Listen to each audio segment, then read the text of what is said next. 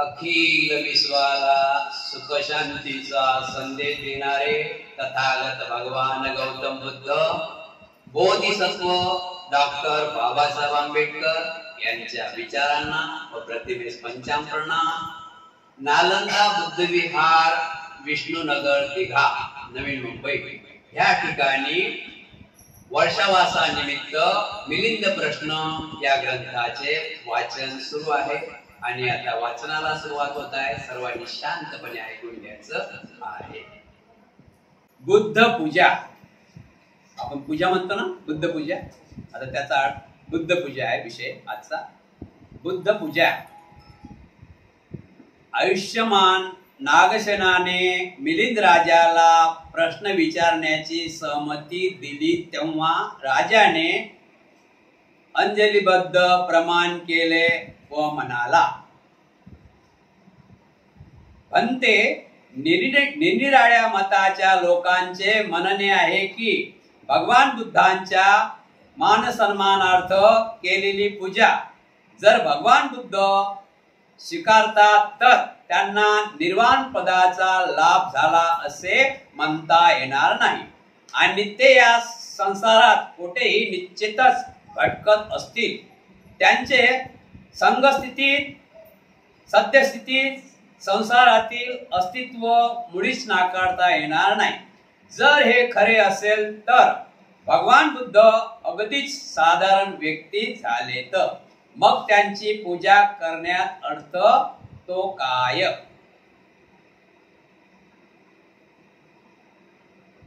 राजाने नागसेनांना विनंती केली होती की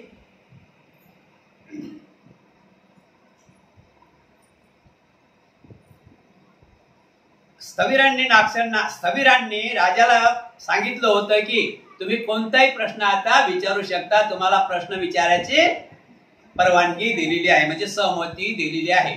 म्हणून राजा प्रश्न विचारत आहे. राजा मिलिंद नागसेनात प्रश्न विचारत आहे की स्थविर नागसेन निरनिराळ्या प्रकारचे लोक भगवान बुद्धांची पूजा करतात. भगवान बुद्धाच्या मान सन्मानार्थ पूजा केलेली पूजा जर भगवान बुद्ध स्वीकारत असतील, म्हणजे जे काही लोक भगवान बुद्धांची पूजा करतात आणि ते पूजा जर भगवान बुद्ध स्वीकारत असतील तर त्यांना निर्वाण पदाचा लाभ झाला असे म्हणता येणार नाही. जर लोक त्यांची पूजा करतात आणि ते जर पूजेचा स्वीकार करत असतील तर त्यांना निर्वाण पदाचा लाभ झाला नाही असं मला म्हणता येईल. आणि ते या संसारात कुठेही निश्चितच भटकत असतील. जर ते लोकांकडून पूजा करून घेत असतील तर ते नक्कीच या संसारामध्ये कुठेतरी भटकत असतील. त्यांचे सदस्तित्व संसारातील अस्तित्व मुळीच नाकारता येणार नाही, म्हणजे ते संसाराच्या दूर झालेले नाहीत असं मला वाटते. जर हे खरे असेल तर भगवान बुद्ध अगदी साधारण व्यक्ती होते असेच म्हणावं लागेल. जर भगवान बुद्ध लोकांकडून पूजा करून घेत असतील तर ते नक्कीच संसारात रममान असतील, संसारातून मुक्त झाले नसतील. म्हणून मला असं वाटतंय की भगवान गौतम बुद्ध सर्वसाधारण व्यक्ती झाले असतील. आणि समजा त्यांना जर निर्वाण पद लाभले असेल आणि जर समजा जर त्यांना निर्वाण पद लाभले असेल, संसाराशी आता त्यांचा मुळीच संबंध राहिला नसेल, संसारातील त्यांचा मुळीच संबंध राहिला नसेल आणि ते समस्त स्थितीतून मुक्त झाले असतील तर त्यांची पूजा करण्यात काय स्वार्थ? कारण ते जर आहेतच नाहीत तर पूजा करावी कोणाची? त्याचप्रमाणे भगवान बुद्धाला निर्वाण पद मिळाले असे म्हटले तरी प्रश्न सुटत नाही व निर्वाण पद नाही मिळाले म्हटले तरीही प्रश्न सुटत नाही. त्यामुळे दोन्ही बाजूंनी विवाद सापडलेल्या भगवान बुद्धाची पूजा करण्यात काहीच अर्थ ठरत नाही. भगवान गौतम बुद्धाला निर्वाण प्राप्त झालं असेही म्हणता येत नाही किंवा निर्वाण पदाच्या जवळ गेले असंही म्हणता येत नाही. म्हणून त्यांची कशाबद्दल पूजा करायची? काही पूजा करण्यासाठी काही स्वार्थ पाहिजे ना, पूजा करण्यासाठी काहीतरी पाहिजे ना, मग कशाबद्दल पूजा करायची? हा प्रश्न सामान्य बुद्धी असलेल्या माणसाच्या शक्तीच्या पलीकडचा आहे. सामान्य लोकांसाठी हा विषय नाही. महान लोकच या प्रश्न सोडवू शकतात. आता आपणच कृपा करून या प्रश्नाचे सडेतोड उत्तर देऊन मिथ्या तर्काचे खंडन करावे.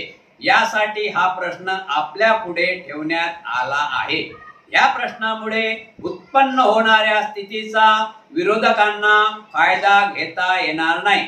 तेव्हा भावी बौद्धांच्या सोयीसाठी या कोड्याची सोडवणूक करून प्रकाश पाडावा, जेणेकरून ते दुसऱ्या मताच्या लोकांच्या कुर्तस्कास झणझणीत उत्तर देऊ शकतील.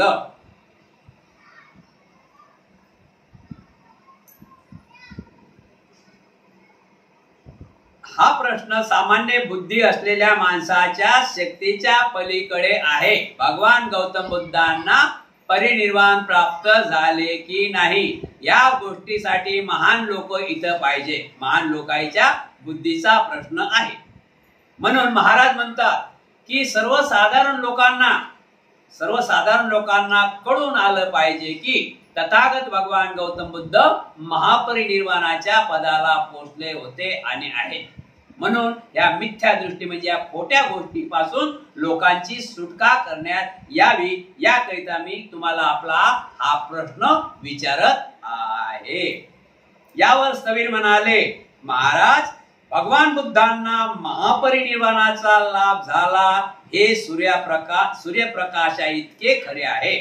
महाराज, तथागत भगवान गौतम बुद्धांना महापरिनिर्वाणाचा लाभ झाला हे सूर्यप्रकाशाप्रमाणे प्रसिद्ध आहे, प्रकाशित आहे. यात काही खोटं ठरत नाही. ते आता कोणत्याही पूजेचा स्वीकार करत नाही. पूजेचा स्वीकार करत नाही किंवा अस्वीकारही मुळीच करत नाही. बोधी वृक्षाखाली बुद्धत्वाची प्राप्ती करून ते या प्रश्नाच्या पलीकडे गेले होते. तेव्हा आता संसारातून पूर्णत्व मुक्त होऊन निर्वाण प्राप्त केल्यानंतर प्रश्न उरतेच कुठं? ते साऱ्या जगातून निघून गेलेले आहेत. ते त्यांच्या संसारातून मुक्त झालेले आहेत. महापरिनिर्वाण म्हणजे काय समजलं? महापरिनिर्वाण म्हणजे अंतिम श्वास सोडणे. महापरिनिर्वाण म्हणजे बुद्धांचा अंतिम श्वास सुटला, त्याला म्हणतात महापरिनिर्वाण.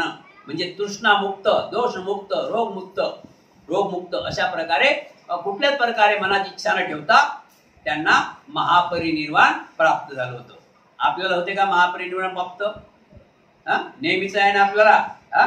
बाबा बिमार पडले की त्या मुलीला फोन करा, त्या मुलीला बोलावा, पुण्याचा मुलगा आला काय, नागपूरवरून मुलगी आली काय, मुलगा येते नागपूरवरून आणि पुण्यावरून मुलगी येते, तरी बाबा करत खाटीवरच बसतात.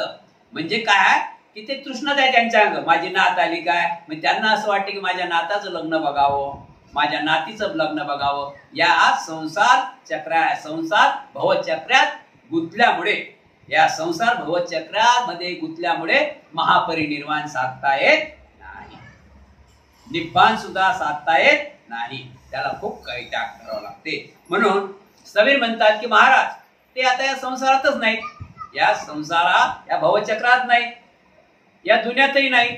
महापरिनिर्वाण प्राप्त झालेला आहे त्यांना.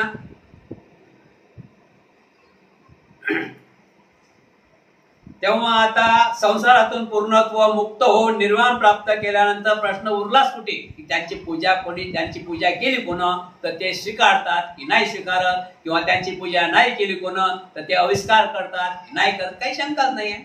निर्वाण प्राप्त झालं ना, डोळे बंद झाले ना, मग पूजा करा या नका करू यात काही शंका नाही.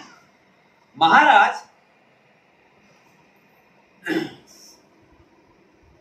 स्थवीर म्हणतात, महाराज,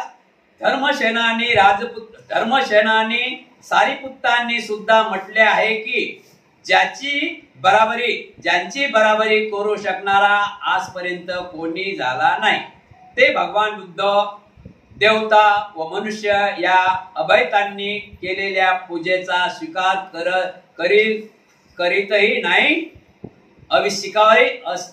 आविष्कारही करीत नाहीत. युगायुगापासून सर्व बुद्धांचा हाच सिद्धांत चालत आलेला आहे. महाराज सरसेनानी सारिपुत्तांनी सुद्धा म्हटलेलं आहे की तथागत भगवान गौतम बुद्धाची बोधिसत्वाची बराबरी करणारा या जगामध्ये कोणी असूच शकणार नाही. ते देव व मनुष्य अभयतांनी केलेली पूजा स्वीकारत सुद्धा नाही आणि ते अस्वीकारतही नाही, म्हणजे स्वीकारतही नाही, अस्वीकारतही नाही, असंच युगायुगापासून चालत आलेलं आहे. आता आपण इथं समजून घेऊया, हे बुद्ध कितीवे आहेत? 28वे बुद्ध आहेत. कितीवे बुद्ध आहेत? हे बुद्ध 28वे आहे. तथागत सिद्धार्थ गौतम बुद्धाच्या अगोदर 27 बुद्ध होऊन गेलेले आहेत आणि हे सिद्धार्थ गौतम बुद्ध सम्यक संबुद्धी प्राप्ती होणारे हे कितीवे? 28वे बुद्ध आहे. म्हणून महास्तवीर म्हणतात की महाराज सारिपुत्तांनी सुद्धा सांगितलेलं आहे की या बुद्धांसारखा जगात, म्हणजे या बुद्धांची बराबरी करणारा आजपर्यंत कोणी दिसला नाही आणि कोणी करू शकत नाही. म्हणून कोणी पूजा केली काय आणि कोणी नाही केले काय, काही फरक पडत नाही. असं पूर्वीपासूनच चालू आहे बुद्धामध्ये. राजा म्हणाला, भंते, पुत्र आपल्या पित्याची किंवा पिता आपल्या पुत्राची स्तुती करीत असेल तर त्याला प्रशंसा म्हणता येणार नाही. तर आपल्या आपापल्या मनातील भावना आहेत. महास्तवीर म्हणतात की राजा, आपण एक विचार करूया. पिता पुत्राची स्तुती करते, म्हणजे बाप लेकाची स्तुती करते आणि लेक बापाची पूजा करते, बरोबर आहे की नाही? पिता पुत्र पित्याची स्तुती करते. स्तुती माहिती आहे ना, माझा बाबा असेल, माझे बाबा तसे स्तुती. पिता पुत्राची स्तुती करते आणि पुत्र पित्याची स्तुती करते, तर त्यात काही शंका नाही. त्यात काय शंका आहे? ते आपल्या मनातून निर्माण झालेले श्रद्धा आहे, बरोबर आहे की नाही? मनातून निर्माण झालेले भाव आहेत.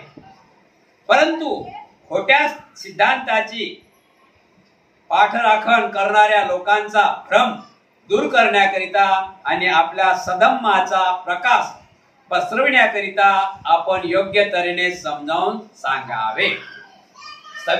तुम्ही म्हणता की त्यांच्या मनातून ते स्तुती, पिता पुत्राची स्तुती करते आणि पुत्र पित्याची स्तुती करते, तर त्यांचा मनातील भाव आहे, पण ते मी बरोबर समजलो नाही, म्हणून मला चांगल्या प्रकारे समजून सांगावे. त्यावर स्थवीर म्हणतात, महाराज, बुद्ध तर पूर्वतच मुक्त झालेले आहेत. महाराज, बुद्ध तर पूर्वतच मुक्त झालेले आहेत, तेव्हा ते आता कोणत्या पूजेचा स्वीकार किंवा अविष्कार कसे करतील? परंतु देवता आणि मनुष्य लोक त्यांची विहारे व स्तूप बांधून त्यात त्यांच्या अस्थि, कोश, दात इत्यादी पात्र करता यावे. याशिवाय इत्यादी शरीर धातूची स्थापना करून ठेवतात. त्यांच्या पुण्य फळाने अर्थपद किंवा बोधिसत्व पद प्राप्त करता यावे. याशिवाय त्या धातूची पूजा करून त्यांनी सांगितलेल्या ज्ञान रत्नानुसार आचरण करून तिन्ही संपत्तीचा लाभ करून घेतात. तिन्ही समापत्तीचा लाभ करून घेतात. यासाठीच विहारादी उभारणे किंवा पूजा करणे आवश्यक आहे. बनते महाराज, तुम्ही म्हणता की भगवान गौतम बुद्ध पूजेचा स्वीकार करतात, या पूजेचा आविष्कार करतात, हे याच्यावरून तुम्ही सिद्ध करा. भगवान बुद्ध आता अस्तित्वात नाही. आणि त्या कोणाची पूजा, त्यांनी पूजा केली कोणाची की नाही केली. पण आजही देवदेवता म्हणजे कोण? चांगला हुशार माणूस. देव आपल्यामध्ये नाही. देवदेवता कोणाने म्हटलं काय? देव म्हणजे देणारा, देवता म्हणजे बुद्धिमान माणसाला देवदेवता म्हटलेला आहे. देवदेवता अजूनही त्यांची ते अस्तित्वात नाही, तरी देवदेवता अजूनही त्यांचे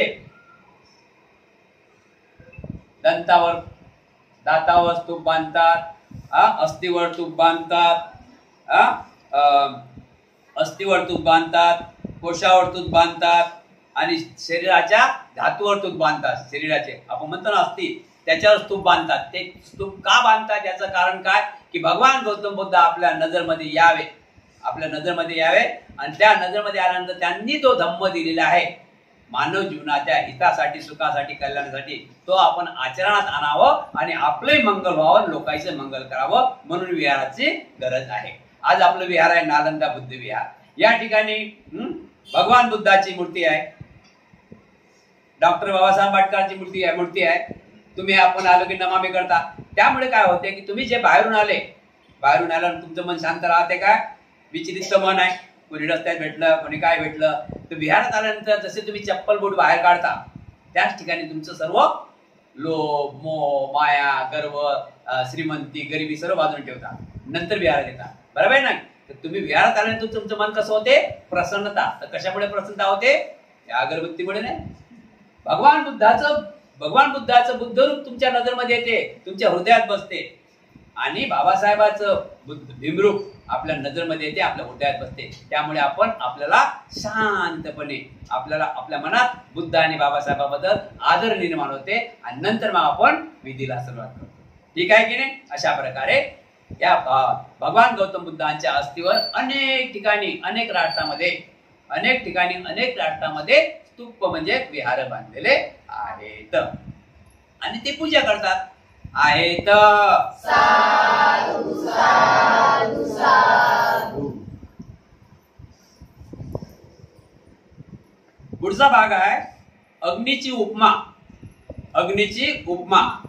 महाराज, समजा एखाद्याने फार मोठी अग्नी पेटवून नंतर ती विझवून टाकली, तर ती निर्जीव अग्नी पुन्हा त्यात टाकलेल्या गवताच्या, लाकडाचा किंवा अशाच दुसऱ्या प्रकारच्या इंधनाचा स्वीकार करीन काय? स्थवीर म्हणतात, महाराज, समजा एखाद्या व्यक्तीने खूप मोठा अग्नी पेटवला. बघतो ना आपण, शेगडे पेटवतात ना थंडीमध्ये, तशा पेटाने एखाद्या, स्थवीर म्हणतात, महाराज, एक उदाहरण घेऊया की एखाद्या व्यक्तीने खूप मोठा अग्नी पेटवला आणि तो अग्नी पेटल्यानंतर तो काय दिसणार? म्हणजे काही टायमाने तो बंद होणार नाही, त्याची राख होणार ना, विजणार ना, राख होणार, थंडी होणार. आणि त्याच्यामध्ये काही लाकडं अजून काही गवत अजून टाकलं तर ते पेट धरी का?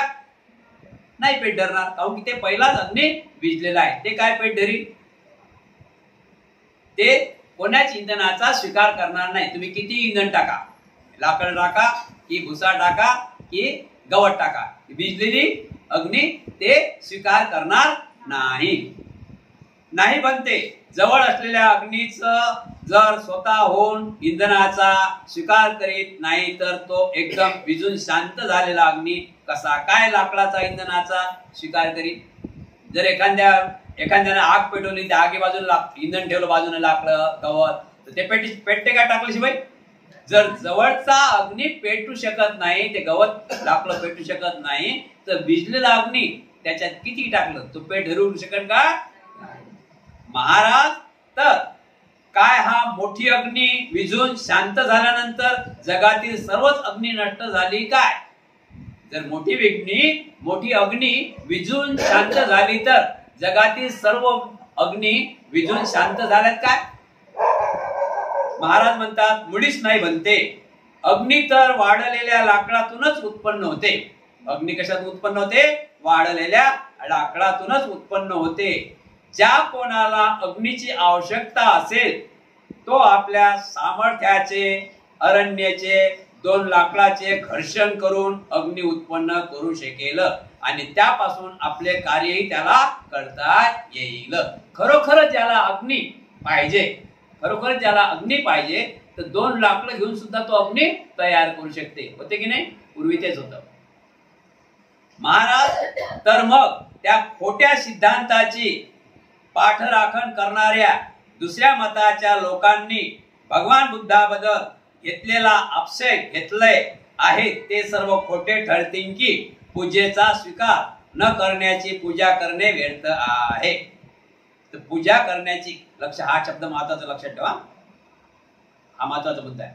महाराज तर मग त्या खोट्या सिद्धांताची पाठराखण करणाऱ्या दुसऱ्या मताच्या लोकांनी भगवान बुद्धाबद्दल घेतलेला आक्षेप घेतलेले आहे ते सर्व खोटे ठरतात की पूजेचा स्वीकार न करण्याची पूजा करणे व्यर्थ आहे. म्हणजे भगवान बुद्धांच्या अस्तित्वाची पूजा करतातच. जर आपल्यामध्ये श्रद्धा नाही तर आपण काहीच करू शकणार नाही.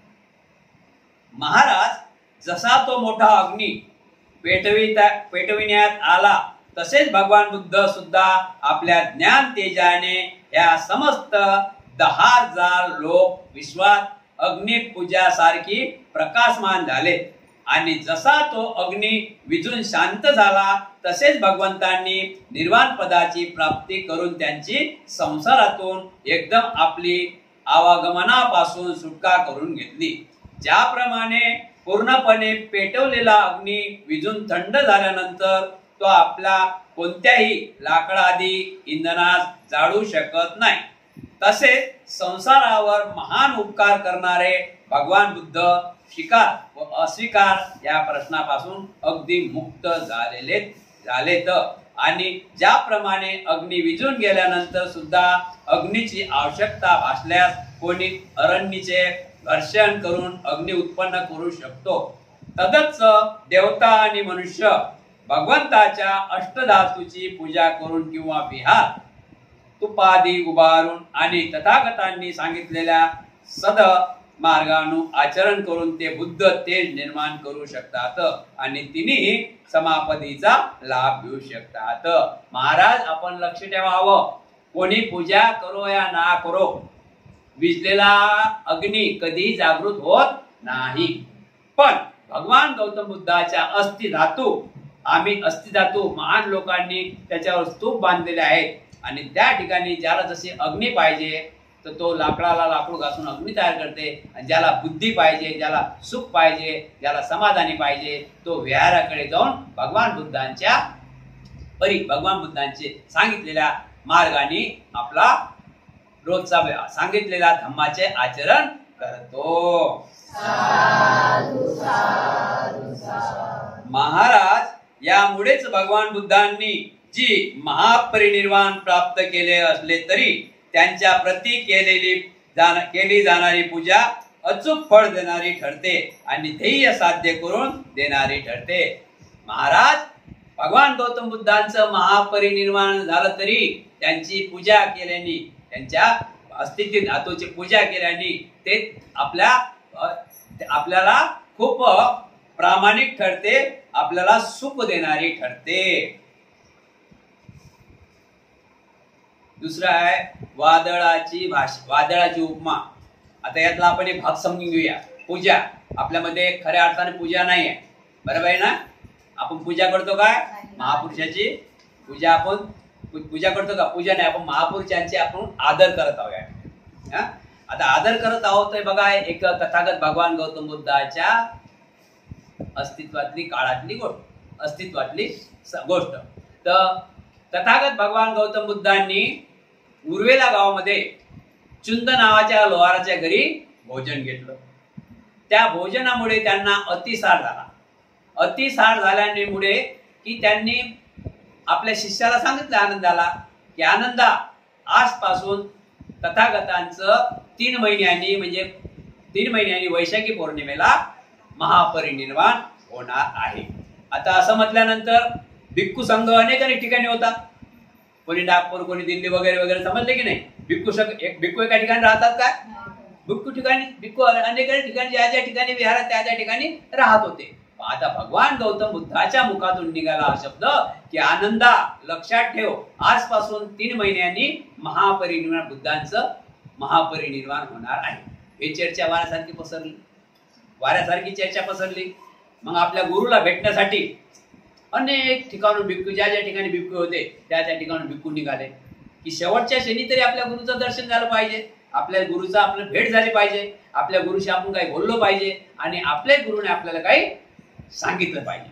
म्हणून अनेक ठिकाणून अनेक भिक्खू संघ आपले त्या ठिकाणी जात राहिले. बुद्धाचा पुढे निघत आहेत उर्वे लावून, आणि ज्या त्या ठिकाणी बुद्ध थांबत त्या त्या ठिकाणी माहीत पडे या गावामध्ये आज बुद्धाचं मुक्काम म्हणून, भिक्खू संघाचं मुक्काम म्हणून. मग काही भिक्खू लोक आता आपल्या गुरु आता आपलं भेट होणार नाही काही दिवसानं, म्हणून आपल्या गुरुसाठी काय करत, कोणी फुलं घे, कोणी मेणबत्ती घे, कोणी अगरबत्ती घे. आणि बुद्ध एका ठिकाणी बसलेले होते आणि त्या ठिकाणी भिक्खू संघ, बराच भिक्खू संघ गेला, त्यांनी सोबत काय आणलं होतं, मेणबत्ती, अगरबत्ती, हार, फुलं असे घेऊन आले. तर बुद्ध बसले. बुद्ध बसल्यानंतर त्यांनी बाजूने मेणबत्ती लावली, बुद्ध बघत आहे. बाजूने मेणबत्ती लावली बुद्धासमोर, बुद्ध बघत आहे. बघितलं मेणबत्ती लावली सर, बुद्ध बघत आहे. बुद्धाच्या पायावर फुलं टाकले, बुद्ध बघत आहे. बुद्धाच्या पायावर हात टाकला, बुद्ध बघत आहे. त्यावेळेस बुद्ध म्हणतात की आनंदा आणि भिक्खू संघाने लक्षात ठेवायचं आहे, माझी पूजा करून चालणार नाही. हा देह खराब आहे, हा देह आता काही दिवसातच नष्ट होणार आहे. जर तुम्हाला बुद्धाची पूजा करायची आहे तर तुम्ही जो मी तुम्हाला धम्म दिलेला आहे त्या धम्माला धरून चाला, तेच बुद्धाची पूजा आहे. आणि तेच आम्ही करत आहोत. आता बघा मेणबत्ती काय म्हणते, मी जसं पेटत आहो, प्रतीक आहे, मी जसं पेटत आहो पण माझ्या खाली अंधार आहे, पण मी सर्व लोकांना प्रकाश देत आहो. म्हणजे आपल्या मनामध्ये कसं असलं पाहिजे, आपल्याला जरी तेवढी तकलीफ झाली तरी आपण लोकांच्या परी मंगल माहिती ठेवली.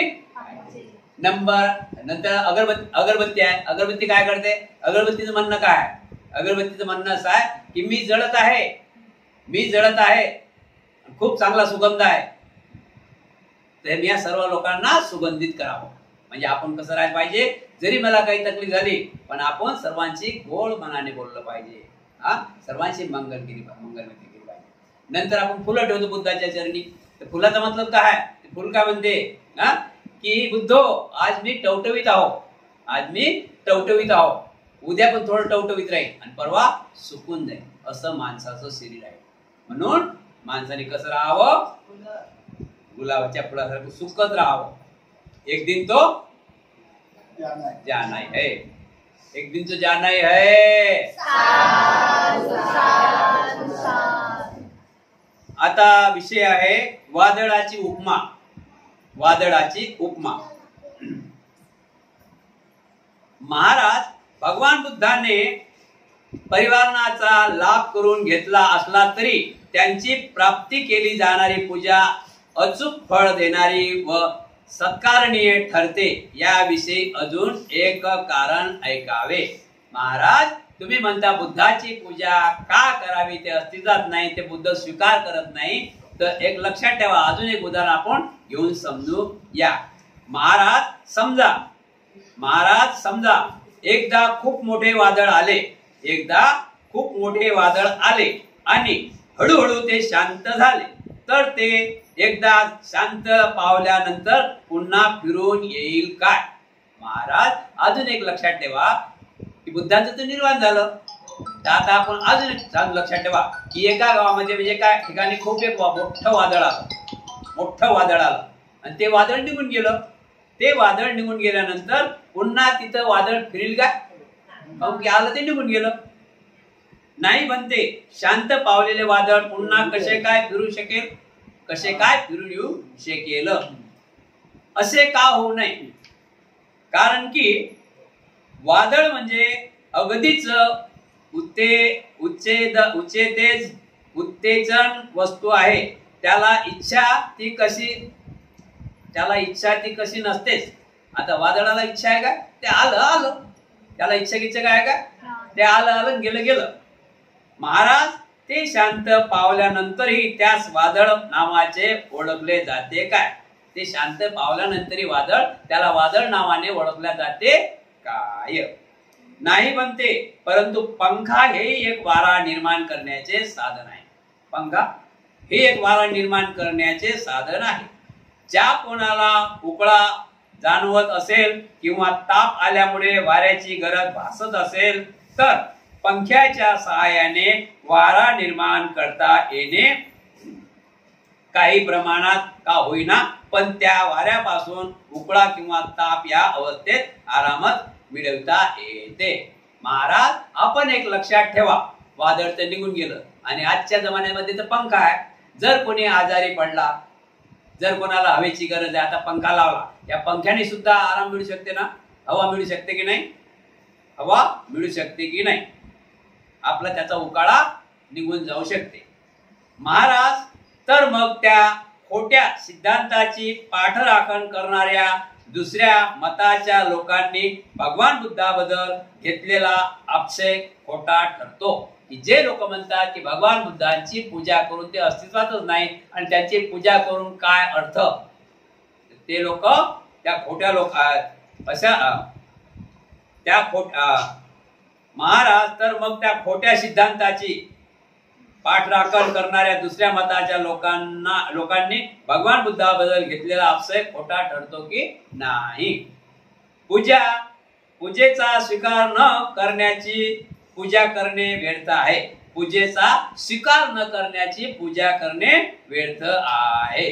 भगवान बुद्ध व्यर्थ आहे. महाराज, जसे ते वादळ आले त्याचप्रमाणे भगवान बुद्ध सुद्धा आपल्या शीतल, मधुर, शांत, सुखदाय आणि मैत्रीपूर्वी वायू लहरीने या 10,000 लोक धातूवर वाहत राहिले. ज्याप्रमाणे ते वादळ येऊन शांत झाले, तदत्तच भगवान बुद्धाने निर्वाणाचा लाभ करून संसारातून मुक्ती प्राप्त करून घेतली. जसे शांत झालेले वादळ पुन्हा परत येण्याची इच्छा करत नाही, तसेच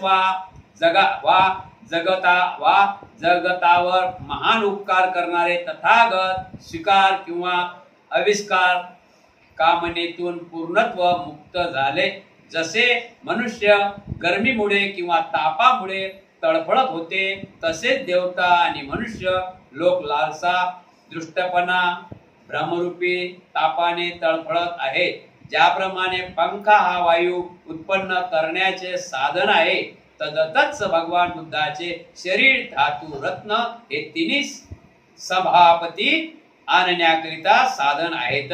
ज्याप्रमाणे गरमी व तापाने तळमळणारे लोक पंखा लावून वारा उत्पन्न करतात आणि ताप दूर करतात, त्याचप्रमाणे देवता आणि मनुष्य लोक शरीर धातूची पूजा करून भगवान बुद्धांनी सांगितलेल्या ज्ञानरत्न मार्गाचं आचरण करून पुण्य लाभ करतात आणि लालसा, दृष्टपणा व भ्रमीरूप अग्नीचा तापासून दूर होतात. महाराज, याच कारणाने जरी भगवान बुद्धांनी महापरिनिर्वाण प्राप्त केले असले तरी त्यांच्या प्रती केली जाणारी पूजा ही तत्काळ फळ देणारी आणि ध्येय साध्य करून देणारी ठरते.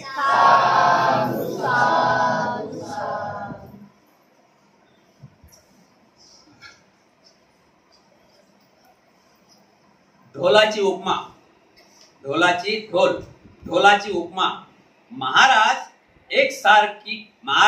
एक आणखीन कारण ऐका, ज्यामुळे भगवान बुद्धाने परिनिर्वाण प्राप्त केले असला तरी त्यांच्या प्रती केली जाणारी पूजा अचूक फळ देणारी आणि ध्येय साध्य करून देणारी ठरते. महाराज, कोणी एका मनुष्याने ढोलावर थाप मारली असता आवाज निघून नंतर बंद झाला तर काय तो बंद झालेला आवाज पुन्हा पुन्हा फिरून घेण्याची इच्छा करेल? काय नाही बनते. शिवाय आवाजास विचारही नाही की कल्पनाही नाही. एकदा आवाज निर्माण होऊन बंद पडला म्हणजे पुन्हा निर्माण होण्याची त्याला इच्छा ती कशी व्हावी? ढोलाचा आवाज निर्माण होऊन बंद पडला म्हणजे पुन्हा निर्माण होण्याची त्याला इच्छा ती कशी व्हावी? ढोलाचा आवाज निर्माण होऊन बंद पडला की तो कायमचाच बंद होतो, परंतु आवाज काढण्याकरिता ढोल हे एक साधन आहे. तेव्हा जर तसा प्रसंग आला तर कोणीही मनुष्य ढोलावर थाप मारून आवाज उत्पन्न करू शकतो. आहे ना, साधी भाषा आहे ना. महाराज याच उदाहरणाप्रमाणे भगवान बुद्ध शील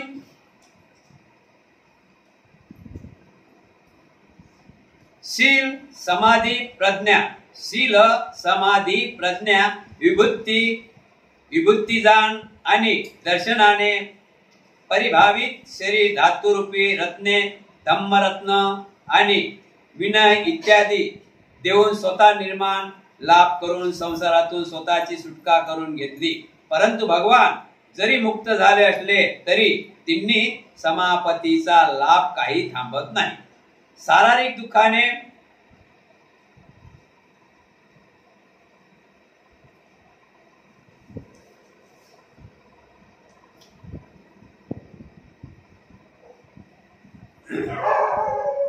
संसारातून स्वतःची सुटका करून घेतली. परंतु भगवान जरी मुक्त झाले असले तरी तिन्ही समापत्तीचा लाभ काही थांबत नाही. सांसारिक दुःखाने त्रंत्र झाल्यामुळे जे कोणी या तिन्ही समापत्तीचा लाभ करू इच्छितो ते भगवान बुद्धाच्या विहाराची निर्मिती करून त्यात त्यांच्या शरीर धातूची स्थापना करतात आणि श्रद्धा भावे त्या धातूची पूजा करून त्यांनी सांगितलेले ज्ञान मार्गाचे आचरण करूनच ते तिन्ही समापत्तीचा लाभ करू शकतात. तिन्ही समापत्तीचा लाभ म्हणजे काय? बुद्ध रत्न, धम्म रत्न, संघ रत्न. म्हणून महाराज जो कोणी विहार बांधतात, जे कोणी काही लोक विहार बांधतात, त्या विहारात जाऊन तथागत भगवान गौतम बुद्ध अस्तित्वात नाही, महापरिनिर्वाण झाले तरी ज्यांना तथागतांचा लाभ घेण्याचा असते ते बुद्ध धम्म संघ यांच्या परी नमन करून यांचं आचरण करून लाभ मिळू शकतात. तीन समापत्तीचा लाभ म्हणजे बुद्धरत्न, धम्मरत्न, संघरत्न. लक्षात ठेवा. महाराज याच कारणाने जरी भगवान बुद्धाने परिनिर्वाणाचा लाभ करून घेतला असला तरी त्यांच्या प्रती केले जाणारी पूजा अचूक फळ देणारी आणि ध्येय साध्य करून देणारी आहे. आता इथे बुद्ध आहेत काय? इथं काय आहे? बुद्धाचा धम्म आणि बुद्धाचा भिक्खू आणि बुद्ध कुठे आहेत? यात आहेत. बुद्ध कुठे आहेत? पुस्तकात. फटवतो का पाहतो, एक कवी म्हणतात ना, फटवतो का पाहतो पुस्तकात पाय. बुद्ध आहे की नाही रे बाबा, भीम आहे की नाही. बुद्ध कशात आहेत? पुस्तकात. पुस्तकात बुद्ध आहेत आणि जे वाचन करतो त्याला काय म्हणतात? बुद्धाचा धम्म. हे लिहून ठेवलंय बुद्धाचं आणि जे मी वाचन करत आहोत त्याला म्हणतात बुद्धाचा धम्म. भगवान बुद्धाच्या मुखातून निघालेले शब्द. आणि जे मी वाचून राहिलो भिक्खू म्हणून हा भिक्खू संघ. म्हणून तीन रत्नाला मानलं पाहिजे, बुद्धरत्न, धम्मरत्न आणि संघरत्न. जो बुद्धरत्न, धम्मरत्न, संघाला मानेल तर त्याचं मंगल झाल्याशिवाय महाराज त्याचं मंगल झाल्याशिवाय राहणार नाही. कारण का? इथं काय शिकवल्या जाते? इथं काय शिकवलं जाते? जसं आई बोलणं शिकवते मुलाला, खेळणं शिकवते, चालणं शिकवते, आंघोळ करणं शिकवते, खाणं शिकवते ना, कपडे घालणं शिकवते, नंतर त्याला शाळेत जाणं शिकवते, नंतर तो त्याच्या कर्मानं नोकरीवर लागते, नंतर त्याचं लग्न करून द्यावं लागतात, नंतर त्याचं जीवन कसं सुखात जावं ते इथं शिकवलं जातं. समजलं ना? महाराज भगवंताने भविष्यात घडून आणणाऱ्या या प्रसंगी तेव्हाच आपल्या दृष्टीने जाणून घेतला होता. लक्षात ठेवा. स्थवीर म्हणतात, स्थवीर म्हणजे लाक्षण म्हणते, स्थवीर म्हणतात महाराज भगवंतांनी भविष्यात घडून येणाऱ्या हा प्रसंग तेव्हाच आपल्या दृष्टीने जाणून घेतला होता म्हणून त्यांनी समजावून सांगितले होते. म्हणजे महाराज तुम्ही तथागतांना हे नका समजू, तथागत हे दुर्दृष्टी होते, सम्यक संबुद्ध होते. त्यांना माहित होतं की कैक वर्षानं कैक भविष्यात काय होईल म्हणून ते समजून होते. म्हणून त्यांनी ते समजून होते, म्हणून त्यांनी समजावून सांगण्याचा प्रयत्न केलेला आहे. आनंदा, तुमच्यापैकी कोणाच्या तरी मनात असे विचार येऊ शकतात की आपला मार्गदर्शक करणारे शास्ता भगवान बुद्ध तर निघून गेले, आता आम्हाला सतधम्माची वाट दाखवणारा गुरु कोणी उरला नाही. परंतु तुम्ही असे समजू नये आनंदा, असे पश्चाताप करण्यासारखे काही कारण नाही. मी ज्या सतधम्माचा आजपर्यंत उपदेश केला, संघासाठी पालन करण्याचे नियम सांगितले, माझ्यानंतर तेच तुम्हाला मार्ग दाखवतील, म्हणून त्यांना तुम्ही माझ्या स्थानी मानले पाहिजे. महाराज आनंद भंतेजींना सांगितलं होतं तथागत भगवान गौतम बुद्धांनी. तो कालचा विषय झाला ना आपला, कोणता की वैशाली नगर मध्ये महावीरांचं निर्वाण झालं होतं. ते महावीर जैन लोकांचे गुरु होते, त्यांचं निर्वाण झालं. तर त्यांचं निर्वाण झाल्यानंतर बुद्धांनी घोषणा केलीच होती की आनंदा, आजपासून 3 महिन्यांनी तथागतांचं महापरिनिर्वाण होणार आहे. हे घोषणा झाली होती. तेवढ्यात त्याच वेळी त्यांचा निर्वाण झालं. महावीरांचं निकटपुत्त महावीर म्हणतात त्यांना. तर त्यांच्या संघामध्ये, त्यांचा जो विक्षुसंघ, त्यांच्यामध्ये चर्चा चालली होती की आता आपला गुरु नाही, आपला तो गुरु मारून पावले, आपला गुरु तर निर्वाण प्राप्त झाले, मग आपला गुरु पाहिजे ना कोणी. मग तो म्हणे मी होतो, तो म्हणे मी होतो. त्याच्यामध्ये हाणामारी झाली, त्यांच्यामध्ये हाणामारी झाली, चर्चा झाली, हाणामारी झाली. आणि ते आनंदाच्या कानावर एका भिक्खूने सांगितलं की बुद्धांनी तुम्हाला सांगितलं की 3 महिन्यानंतर महापरिनिर्वाण होणार आहे, मग आपलंही असं होईल ना, म्हणून आताच बुद्ध अस्तित्वात आहेत. त्यांना विचारा की आपल्यात अशी पाळी येऊ नये. त्यावेळेस बुद्धाजवळ गेला आनंद बनते बुद्धाकडे गेले आणि नमामि करून बुद्धांना सांगतात की बुद्ध, वैशालीचे निकटनाथ पुत्र महावीर यांचं निधन झालं आहे, महापरिनिर्वाण झालेलं आहे आणि त्यांच्या संघामध्ये अशी चर्चा आहे. आता तुमचंही निधन, तुम्ही महापरिनिर्वाणाला लाभ होणार आहे, मग आमचं काय आहे, आपल्या धम्माचं काय आहे, आमच्या संघाचं काय आहे. त्यावेळेस आनंद भंतेजींना बुद्ध म्हणतात की आनंदा, तू असं समजू नको, पूर्वी आपल्या धम्माला गुरु नव्हता, म्हणजे पूर्वी आपल्या धम्माला कोणी मालक नव्हता. हा धम्म सर्वांचाच आहे. मी जरी संस्थापक अध्यक्ष आहे तर तुमच्यामध्ये आहे. एक उदाहरण, तर ते भगवान बुद्धांनी स्वतःला मोठं समजलंच नाही, सर्व संघ म्हणजे संघ. तर अशा प्रकारे आनंदा, तू हे कमजोरी समजू नको. मी जो संघासाठी नियम दिलेला आहे, विनय दिलेला आहे, आणि त्याचं तुम्ही पालन करा आणि त्याच ठिकाणी तुम्हाला बुद्ध दिसतील. तुमचा गुरु दुसरा कोणी नाही, तेच विनय तुमचा, म्हणजे तुम्ही नियमानं चालता तोच तुमचा गुरु आहे. म्हणून भगवान गौतम बुद्धाच्या धम्मामध्ये जसं डोळ्यामध्ये काही कचरा सहन होत नाही, हा इथं तेवढाही कचरा सहन होत नाही, तेवढाही कचरा सहन होत नाही. प्रज्ञा, शील, करुणा, मैत्री दिल्या बाबासाहेब बुद्धाने आपल्याला काय दिली? प्रज्ञा दिली, शील दिली, करुणा दिली, मैत्री दिली, समाधी दिली. आपण त्याच्याकडे लक्ष दिलं पाहिजे, त्याचं आपण आचरण केलं पाहिजे. बघा, सुख सुख आहे, सुख सुख आहे, सुख सुख आहे. भोजन तयार आहे, समोर भोजन तयार आहे, पण घासच घेऊन नाही राहिला. कसं पोट भरीन, कसं पोट भरीन?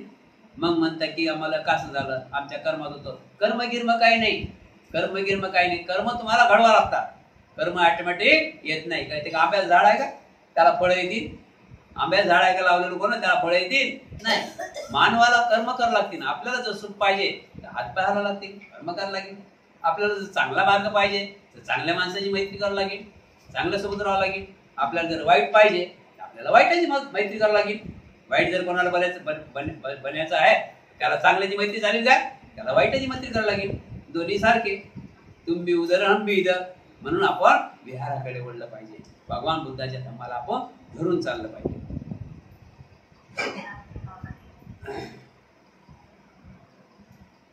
जरा 5-2 मिनिट. काही कारणाने जरी आता भगवान बुद्ध राहिले नाहीत व त्यांनी महापरिणाम प्राप्त केले असले तरी त्यांच्या प्रती केलेली जाणारी पूजा निरर्थक होऊ शकत नाही. त्यांची कधी काही पूजा केली तरी निरंतर म्हणजे नौपयोग होणार नाही, कारण की ते आपले गुरुच आहेत, ते आपले गुरुच आहेत. इतर पंथाच्या लोकांनी घेतलेले आक्षय अगदी खोटे, अन्यायी, वस्तुस्थिती सोडून आणि केवळ विरोधाभास निर्माण करणारे आहेत. हे आता सिद्ध झाले. हे दुःखाचे कारण आहे. कारण दुःख हे खोट्याप्रमाणेच फळ आहे. दुःख हे खोटेपणाचे फळ आहे व अंधपताच्या नरकाच्या मार्गाने नेणारे आहे. साधू साधू साधू. उद्याचा भाग आहे पृथ्वीची उपमा. पृथ्वीची उपमा. उपमा म्हणजे समजलं ना? तुलना. हा म्हणजे पृथ्वी कशी असते, काय असते सोबत यायला माहीत पडलं. साधू माहीत पडलं. माहीत पडलं कुठे बेटा?